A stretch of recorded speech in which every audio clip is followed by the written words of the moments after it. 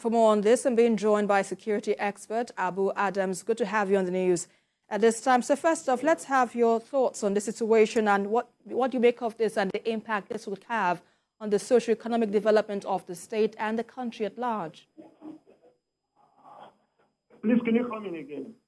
Yes, I asked you what you make of the situation in Osun State and the impact this could have on the social economic development of the state and the country at large. Well, I think what is happening there is not something that's unusual from what we have witnessed over the years, and certainly it will have a negative impact. I think all it teaches us is that we are not yet there. We are still we are to prepare to do better than we are doing now to be able to address the situation that we find ourselves. You will even discover that what happened there is because of the magnitude. If you look at other parts of the state, there are lots are going on that are not reported. For instance, in another part in North Central, there have been massive attacks and burning down of communities and so on and so forth. So we need to step up our game, and if not, at this time, we have not yet, is what we call not yet uhuru.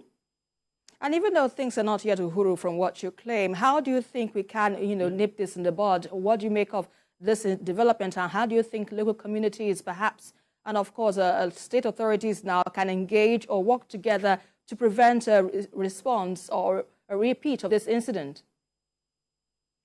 You see, let us tell ourselves the truth. The truth has been that all of us, including governments at all levels, and the communities and the societies, have not developed that organization that can respond when we have such situation appropriately. Because over the years, most of our actions are reactions after actions, which has not been dealing with the situation. So, and that's why I say we need to step up our game. We need, for instance, the communities all over this country have to get themselves organized, how to defend themselves. And then the security agencies in these various communities must be ready to respond immediately. There are some communities where you have attacks for 2-3 days, nobody had even been there, no government agency, no security agency, and it happens like that now and then. So that's why I say we are not yet developed this our game to a level. Most of the responses that we have are people that near a certain operational base. But those that are far off that, these people are attacking. They hardly even get any response that can deal with the situation squarely. And in terms of people involvement, are there any indicators that one can really identify any potential threats and perhaps take any preventive measure? Well, the only thing is this. You see, we are supposed to be prepared all the time that there can be crisis. And even we in the various communities and security agencies by now should have developed that template that we should be able to identify a likely threat within our area. For instance, is it unfamiliar faces, or is it deadly quietness in some communities, or is it that there are some movements that you don't understand?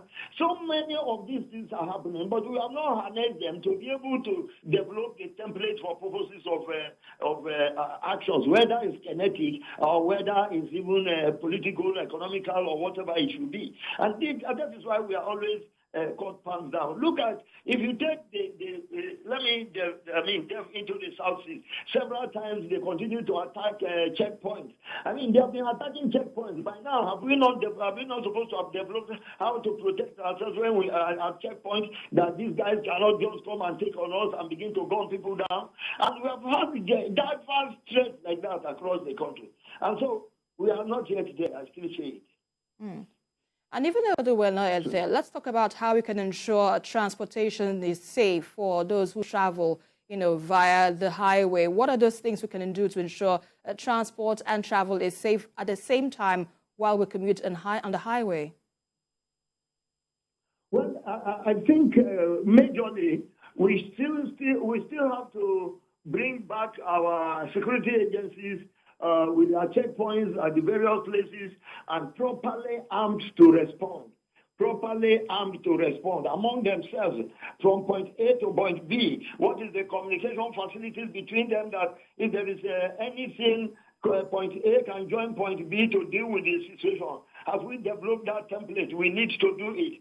And then even we commuters, we have said several times, don't travel too early, or if the road is lonely, don't go, don't discuss your journeys with anybody, and things like that. How many of us even take such things seriously? And then in this generation now, we are not supposed to try as much as possible to live ostentatious living, but some people is their stock in trade. And these are the kind of things that these guys are looking for.